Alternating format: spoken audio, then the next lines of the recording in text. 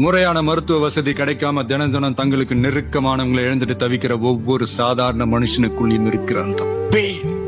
பூங்குடின்ற ஒரு சின்ன பொண்ணை பணத்துக்காக கொண்டுட்டேன். எவ்வளவு செலவானாலும் அவளை காப்பாத்திருவேன் அப்பா. 95% சக்சஸ் ரேட்.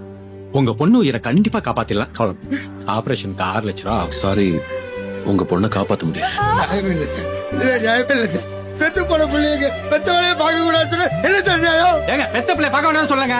பார்க்க கூடாதுன்னு சொல்ற அளவுக்கு நான் மனசாட்சி இல்லாதவனும் இல்ல. பணத்தை மொத்தமா கட்டிட்டு பாடி வாங்கிட்டு போங்க. ஓடுறதுக்கு நல்ல ட்ரெஸ் இல்ல, இருக்க நல்ல வீடு இல்ல, சாப்பாடு வயிறார கிடைக்கல. ஒருத்தனை படிக்க வைக்க ஒரு குடும்பமே போராட வேண்டியது இருக்கு. ஏழைங்கிட்ட என்ன சார்?